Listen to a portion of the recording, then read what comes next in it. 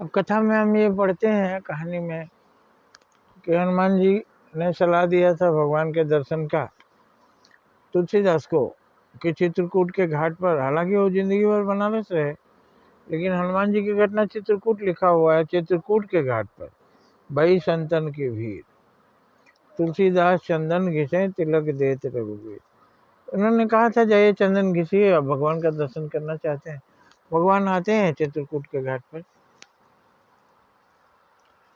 और वो आपसे टीका लगवाएंगे, और भी चंदन घिस रहे थे, लेकिन उन्हीं के पास आने के लिए सबके पास आते हैं भगवान। जब जंगल में शिवरी के पास चले गए, जो उन्हें पुकारता है, जो उन्हें चाहता है, जो उन्हें पहचानता है, उसके पास जाते हैं। अब आप सोचिए शिवरी से क्या उम्मीद थी कि वहां भी भगवान जाएंगे, गए और चित्रकूट के घाट पर हनुमान जी से भी मिलने आए। ये त्रेता युग की बात नहीं है, कलयुग की बात है। कलयुग में हनुमान जी के कहने से तुलसीदास ने काम किया और तिलक दिए, लगाए भगवान को,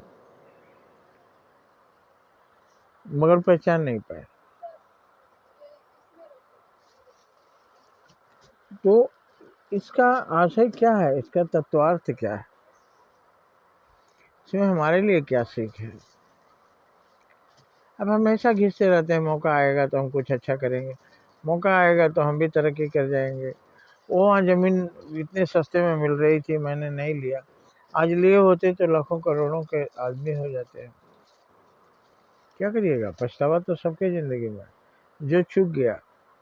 तो तुलसीदास भी पछताए, भगवान को दर्शन करने का मौका आया था, लेकिन फिर हनुमान जी ने कहा कि अब आप राम कथा लिखिए।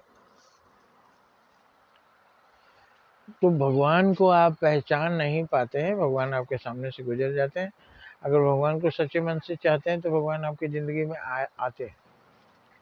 और मैं बताता हूँ भगवान कैसे आते हैं। आप जो भी काम किए, एक कस्टमर का इंतज़ार करते हैं, कस्टमर ही भगवान है, उसको भगवान समझकर सेवा दीजिए। उसको एक शिकार समझ के उसको शिकार मत कीजिए।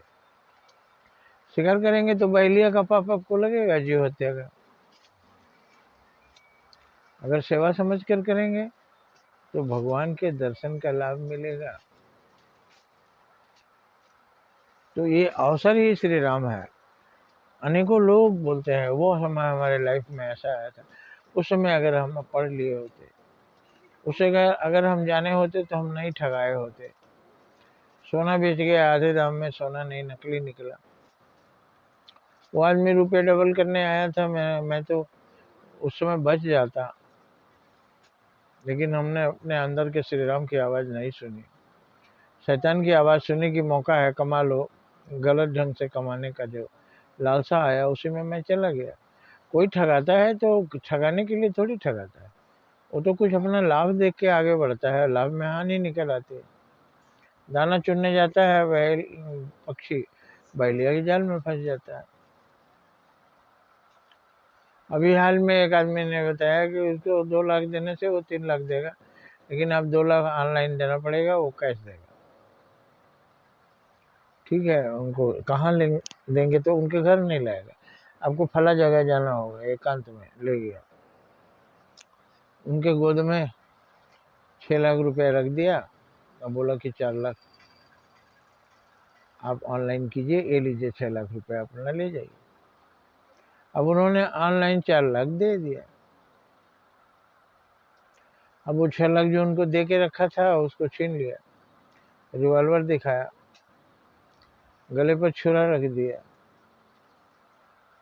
चिल्ला के थसमसा के रह गए। कुछ बोलेंगे जान ले लेगा, वो जान ले लेगा, उसको तो पैसे चाहिए, आपकी जान की क्या परवाह। तो ये 2 की जगह 3 पाने गए थे, ये थोड़ा भी नहीं सोचे कि अगर ये 2 का 3 दे सकता है तो ये अपना 3 क्यों नहीं रखता है, क्या जरूरत है ऑनलाइन। अब वो नंबर 1 नंबर 2, तो नंबर 1 नंबर 2 में भी आपको नहीं फंसना चाहिए। आप राष्ट्र विरोधी काम कर रहे हैं, इसलिए आपको ठगा गया, आप किसी से बोल नहीं सकते। और बोलते तो कुछ होता, लेकिन आपको डर भी है कि वो गुंडे हमको मार देंगे।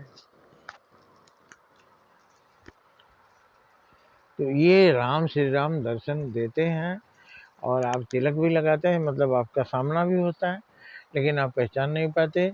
ऐसे सौभाग्य भी आता है और दुर्भाग्य भी आता है।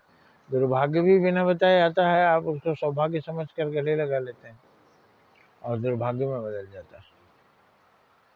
और सौभाग्य भी आता है, उसको पहचान नहीं पाते। जैसे घर के सामने की ज़मीन एकदम सस्ती, जो 20,000 में मिल सकती थी, 50,000 में मिल सकती थी, वो अब 50 लाख की हो गई। जिसने लिया था वो फ़ायदे में रहा, जिसने नहीं लिया तो आप सारी धरती को खरीद लेंगे क्या? जो आपने लिया था ज़मीन वो भी कम में पाए थे, आज बहुत दाम हो गया। तो ये तुलसीदास चंदन घिसे तिलक दिए तो रघुबीर एक कहावत है और उसे बहुत जगह पर लागू किया जा सकता है। जय हिंद, जय भारत।